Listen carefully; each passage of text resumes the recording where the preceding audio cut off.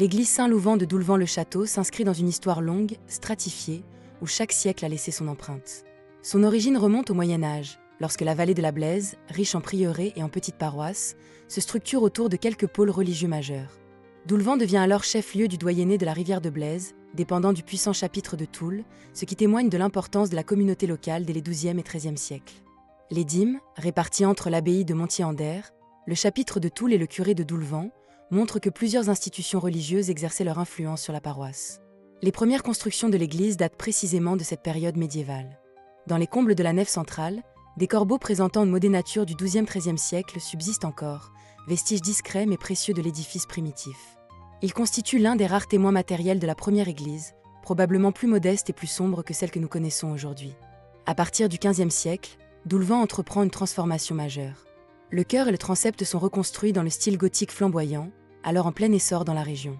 Cette campagne de travaux donne à l'église son caractère le plus remarquable, élévation élancée, nervures complexes et surtout une rose du XVIe siècle, qui illuminait autrefois le transept avant d'être partiellement masqué par les voûtes du XIXe siècle. Cette période correspond également à l'affirmation du culte de Saint-Louvent, martyr céphalophore du VIe siècle, dont le nom est intimement lié à l'identité spirituelle du village. Au début du XVIIe siècle, une nouvelle phase de reconstruction s'ouvre, cette fois centrée sur la nef. Les 3 dates gravées dans la pierre en témoignent. 1606 sur un pilier du bas-côté nord, 1608 sur le fronton de la porte nord et 1627 sur le pignon occidental. Ces inscriptions marquent une campagne cohérente, menée sur plusieurs décennies, qui confère à la nef son style classique. Les façades sont alors traitées en pierre piquetée, typique de l'architecture religieuse de cette époque dans le nord de la Haute-Marne.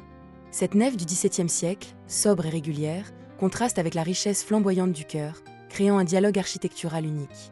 Les XVIIIe et XIXe siècles voient l'ajout progressif de mobilier liturgique, de boiseries et de statues, ainsi que la présence de vitraux anciens du XVIe siècle, auxquels s'ajoutent des verrières du XIXe siècle. L'église continue de se transformer, mais sans bouleversement majeur jusqu'à l'intervention décisive de l'architecte Couvreux, entre 1857 et 1860. Celui-ci rehausse la toiture de la nef, modifie les pans pour remplacer les tuiles courbes par des tuiles plates, et surtout installe des voûtes d'arêtes en briques creuses enduites. En 1895, une nouvelle intervention concerne le clocher, dont la couverture est refaite en losange de zinc, matériau alors très utilisé pour les toitures de clochers dans la région. Cette restauration assure la pérennité de la silhouette de l'église, visible depuis les hauteurs du village. Enfin, le 29 août 2000, l'église Saint-Louvent est inscrite à l'inventaire des monuments historiques. Cette reconnaissance officielle consacre la valeur patrimoniale d'un édifice dont l'histoire, étendue sur près de 9 siècles, reflète l'évolution de l'architecture religieuse en Haute-Marne. Origine médiévale, flamboyant tardif, classicisme du XVIIe siècle, restauration du XIXe siècle. L'église demeure aujourd'hui un témoin précieux de la continuité spirituelle et architecturale du village de Doulvan-le-Château. Notre visite est maintenant terminée. Mettez un like si vous aimez mon travail. N'oubliez pas de vous abonner. Merci et à bientôt.